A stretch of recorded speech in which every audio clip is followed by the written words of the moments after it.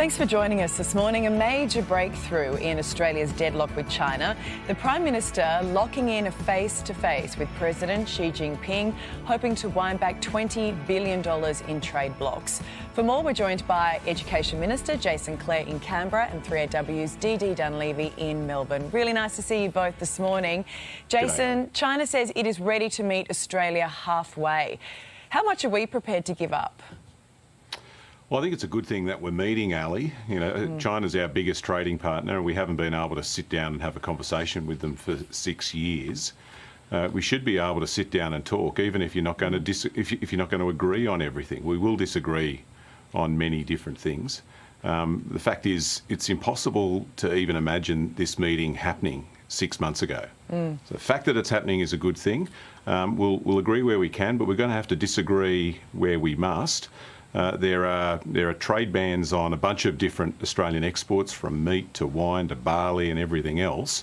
I don't think we're going to get those all sorted out today, but it's an opportunity to raise that with the Chinese president. Yeah, I mean, it's a big coup getting this one-on-one, but as Jason is saying there, Dee, it will be baby steps.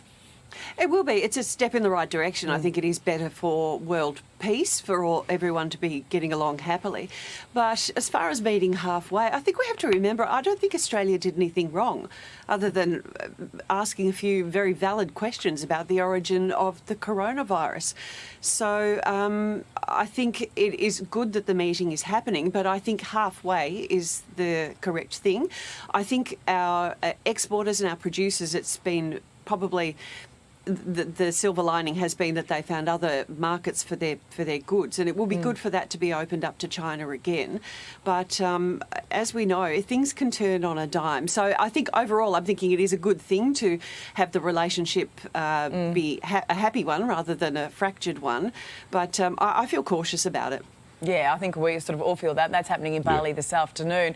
Look, if the cost of living pressure's right, they weren't making Christmas hard enough for everybody. News this morning of major disruptions at 17 ports across the country. Jason, the tugboat company is threatening to lock out workers after almost daily industrial action. I mean, we're all going to pay the price for this, aren't we? Yeah, I think it's the last thing we want to see. I just hope a bit of common sense prevails. You get the company and the workers back around the table to sort this out. I think this thing's been going on for 3 years.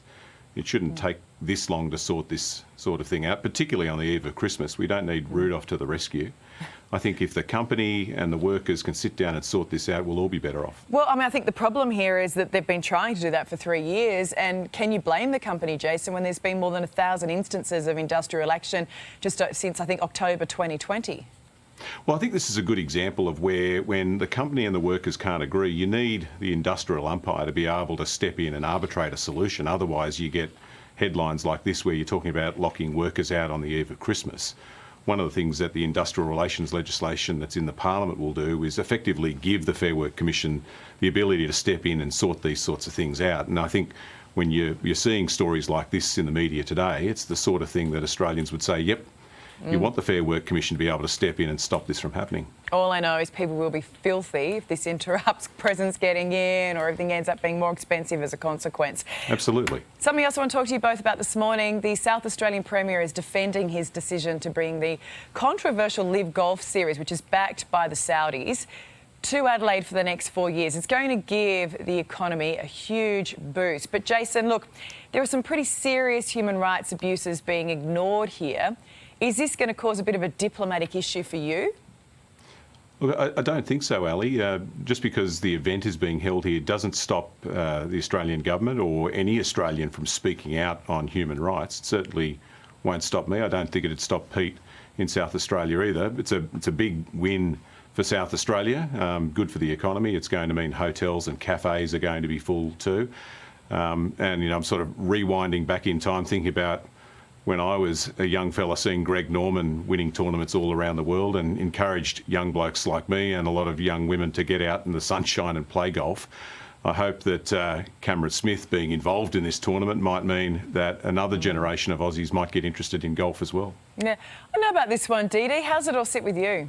I'm really uncomfortable about it. I just think getting into bed with the Saudi money is just, it makes me feel uncomfortable.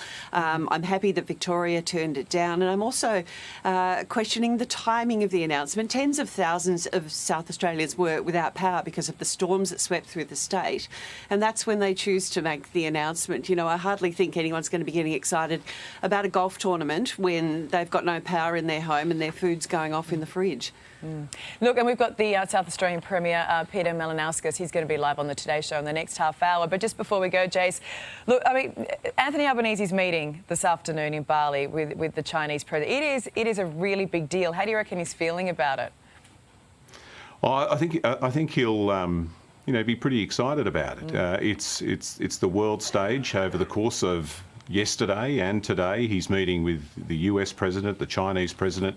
He'll meet with the French president. I think he met with the Indonesian president yesterday as well. This is an opportunity for the Prime Minister to represent our country on the world stage and represent our interests, and I absolutely know that's what he'll do today. Yeah, and he's handled himself well over there in the last couple of days too. Nice to talk to you both this morning. Thank you.